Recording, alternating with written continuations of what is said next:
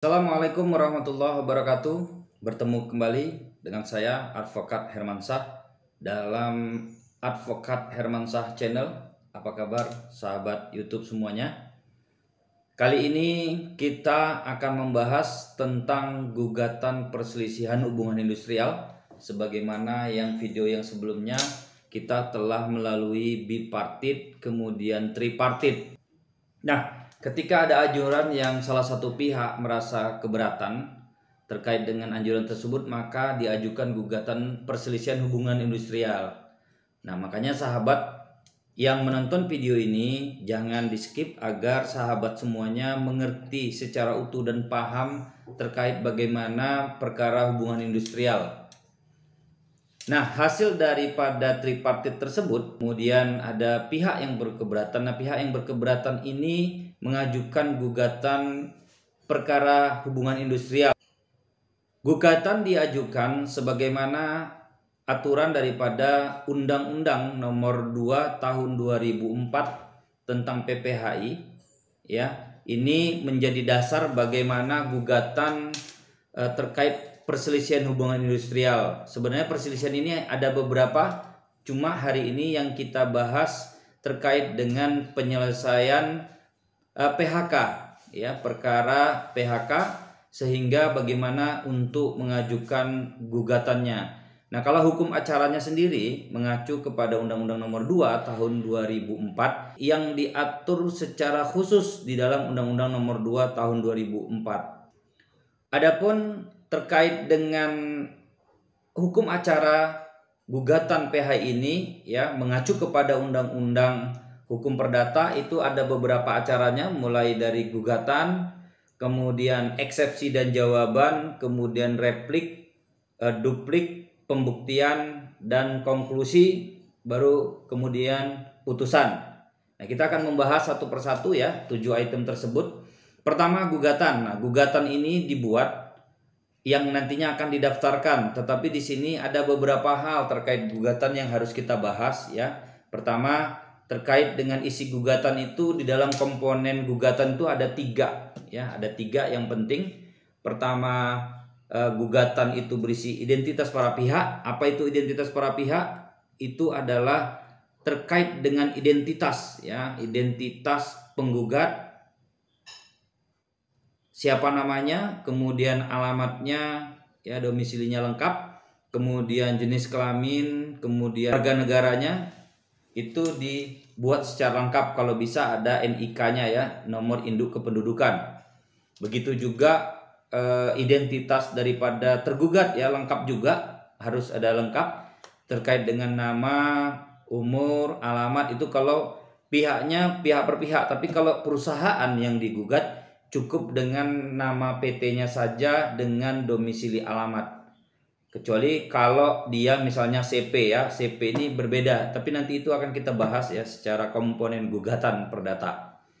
Nah, kemudian isinya apa lagi? Isinya adalah fundamentum petendi. Fundamentum petendi itu adalah dasar diajukannya gugatan.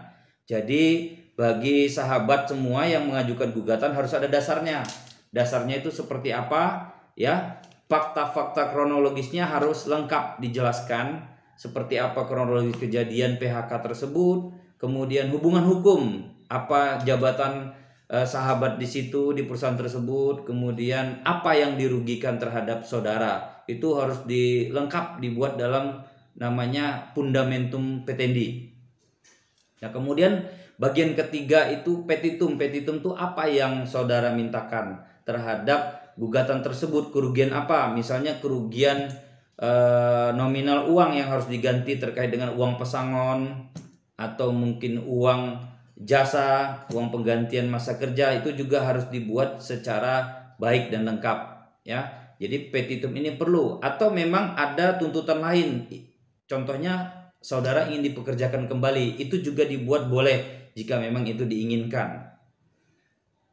Ya, setelah itu dibuat, kemudian didaftarkan di pengadilan negeri, ya, pengadilan negeri khusus PHI. Nanti ada bagiannya sendiri, PHI perkara hubungan industrial, itu ada tersendiri, didaftarkan di situ. Nanti setelah ada pendaftaran, nanti akan ada panggilan sidangnya kapan, ya. Nanti juga di situ ada ketentuan bahwa terkait dengan gugatan nominal di bawah 150 juta itu tidak dikenakan biaya. Itu nanti juga termasuk free biaya untuk eksekusi. Karena saya menjalani kemarin dari 2006 itu berjalan, memang pada saat itu karena UMR atau UMK atau bahkan UMSK-nya masih jauh ya daripada sekarang, mungkin tidak melewati angka 150 juta. Namun kalau sekarang melihat dari UMR-nya, UMK, UMSK, karena kan nanti dasarnya adalah apa yang saudara terima, gaji yang saudara terima. Jadi ada namanya UMK, upah minimum kota, ada UMSK, upah minimum sektoral kota. Nah itu yang biasanya agak sedikit tinggi karena dia sektoral.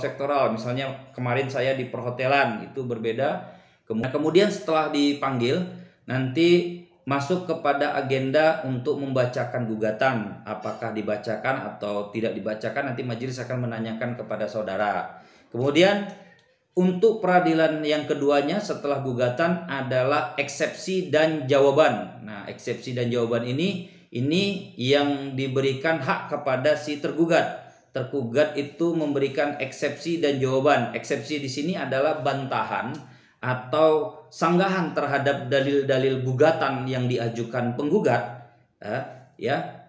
Itu terkait bukan daripada pokok perkaranya, namun yang dia ajakan dalilnya itu adalah terkait formilnya, mungkin kompetensi absolut dan relatif yang tidak bisa menangani pengadilan tersebut, atau memang kekurangan pihak, ya, atau misalnya eksepsinya itu terkait dengan error persona, bukan perusahaan yang tepat digugat atau orang yang digugat. Itu nanti tersendiri ya, karena bentuk-bentuk eksepsi ini banyak ya, ada 30 kalau saya tidak salah, ada 30. Nah ini juga yang harus dikuasai advokat ya, 30 itu terkait dengan bentuk eksepsi. Nah kemudian jawaban adalah bantahan dalil-dalil terhadap pokok perkara. Jadi si tergugat diberikan hak yang sama ya, seperti juga penggugat, untuk memberikan bantahan terhadap dalil-dalil yang diajukan penggugat. Nah, kemudian setelah itu ya jawaban, masuklah yang ketiganya yaitu replik. Replik adalah jawaban tertulis daripada si penggugat. Jadi tadi setelah gugatan itu penggugat, kemudian eksepsi dan jawaban ini yang dilakukan tergugat, kemudian penggugat diberikan hak lagi untuk memberikan jawaban tertulis dalam bentuk replik namanya. Replik ini adalah bantahan terhadap yang diajukan ya, dalil-dalil yang diajukan oleh si tergugat. Di sini dimana penggugat sendiri ya bisa untuk mempertahankan gugatannya agar supaya tetap seperti apa yang diajukan gugatannya. Nah, habis itu setelah replik itu yang keempat masuk duplik. Duplik adalah jawaban tertulis dari si tergugat atas replik daripada penggugat. Sama, ini adalah bantahan-bantahan atau dalil-dalil yang membantah replik daripada penggugat. Jadi ini namanya proses jawab menjawab kalau dalam proses peradilan. Nah setelah itu masuk pembuktian. Ini pembuktian ini biasanya masuk kepada pasal 1866 KUH Perdata, karena ini mengacunya kepada KUH Perdata, 1866 KUH Perdata. Kemudian ini juga nanti ada dua, biasanya itu untuk bukti surat dahulu. Bukti surat nanti ada pengantar bukti ya, diajukan sama penggugat dan tergugat. Pengantar bukti adalah pengantar dari bukti-bukti surat yang diajukan para pihak. Biasanya diberikan hak dulu kepada si penggugat, kemudian diberikan hak kepada si tergugat untuk mengajukan bukti-bukti. Bukti-bukti itu nanti pengantarnya ada, kalau yang penggugat P1, P2, P3 sampai berapa alat bukti yang ada. Sama kayak tergugat juga ada T1, T2, T3. Buktinya sesuai dengan berapa alat bukti yang saudara ajukan. Setelah alat bukti surat, maka masuk kepada alat bukti saksi. Biasanya saksi ya, saksi daripada penggugat, kemudian saksi daripada tergugat. Saksi di sini ada dua, saksi fakta dan saksi ahli. Saksi fakta adalah saksi yang mengetahui bagaimana PHK itu bisa terjadi. Nah kalau saksi ahli, namun beberapa yang saya tangani jarang memakai saksi ahli ya. karena saksi ahli ini juga tidak sedikit biayanya. Tapi kalau memang harus membutuhkan saksi ahli, ahli adalah saksi yang memberikan keterangan sesuai dengan keahliannya terkait dengan undang-undang ketenagakerjaan. Jadi seperti itu. Nah, mengacu kepada pasal 1866 tadi yang saya bilang itu, alat bukti di dalam KUH Perdata itu berbeda ya dengan KUH Pidana. Kalau pidana kan maksudnya 184 ya, 184 KUHP.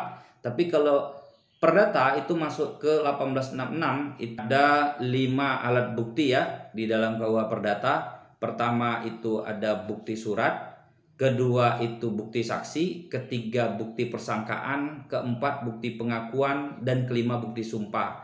Nah, sumpah ini masuk dalam alat bukti karena terkait dengan perdata ini diatur alat bukti. Namun kalau pidana itu sumpah itu tidak masuk kepada alat bukti. Nah, kemudian masuk yang agenda ke-6 itu konklusi atau kesimpulan. Konklusi ini juga harus diperhatikan karena konklusi ini nanti yang biasanya menentukan terkait kemana arah majelis hakim akan memutuskan perkara. Karena konklusi ini adalah bentuk rangkuman dari gugatan, replik, duplik, kemudian pembuktian ya. Jadi dirangkum menjadi satu, membuktikan apakah benar terkait dengan gugatan penggugat ataukah si tergugat yang benar. Karena ini harus benar-benar ya, konklusi ini harus benar-benar dibuat untuk nanti dasar bagi majelis hakim memutuskan perkara. Nah, setelah ini dilalui, maka yang terakhir adalah putusan. Nah, putusan ini nanti biasanya akan dibacakan ya, akan dibacakan oleh majelis hakim terkait dengan apa yang diputuskan. Nah, terkait dengan putusan tersebut ini diberikan waktu ya 14 hari ya, 14 hari kepada penggugat dan tergugat apakah menerima putusan atau tidak menerima putusan. Apabila ada pihak yang merasa keberatan terhadap putusan, dia dapat mengajukan yang namanya kasasi. Jadi proses PHI ini tidak ada lagi banding. Banding itu dianggap karena dia peradilannya ada di khusus di ibu kota provinsi, jadi dianggap banding itu sudah tidak ada. Undang-Undang Nomor 2 tahun 2004 itu tentang PPHI menyatakan tidak ada banding, dia langsung hanya upaya kasasi. Setelah kasasi nanti ada keberatan lagi, upaya PK, peninjauan kembali. Setelah itu tidak ada upaya lagi. PK juga hanya sekali kalau di dalam Undang-Undang Nomor 2 tahun 2004. Nah, nanti di sini kalau salah satu pihak ya tidak hadir, maka itu 14 harinya terhitung semenjak diberitahukan. Jadi 14 hari masa tenggang itu diberitahukan kepada si penggugat atau tergugat yang tidak hadir untuk menghitung masa waktu 14 hari dia mengajukan apakah kasasi atau tidak.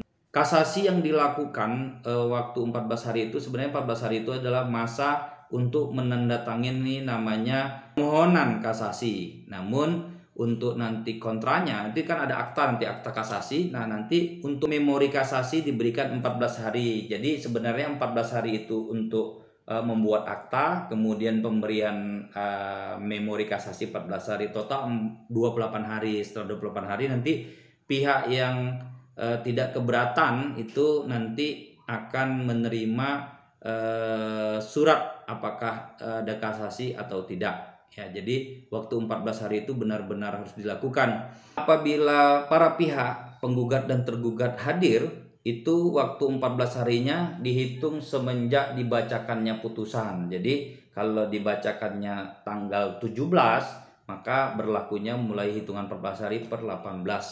Jadi 14 hari itu jangan sampai nanti terlewatkan sehingga menghilangkan hak saudara-saudara semuanya, rekan-rekan semuanya untuk dapat mengajukan kasasi. Ya, demikian yang kita bahas hari ini, edukasi hari ini. Semoga ini bermanfaat. Jangan lupa untuk like dan subscribe-nya agar channel ini bisa berkembang dan saya terus bersemangat untuk memberikan edukasi-edukasi yang berguna bagi kita semua. Ya, terima kasih. Sekali lagi semoga bermanfaat. Assalamualaikum warahmatullahi wabarakatuh.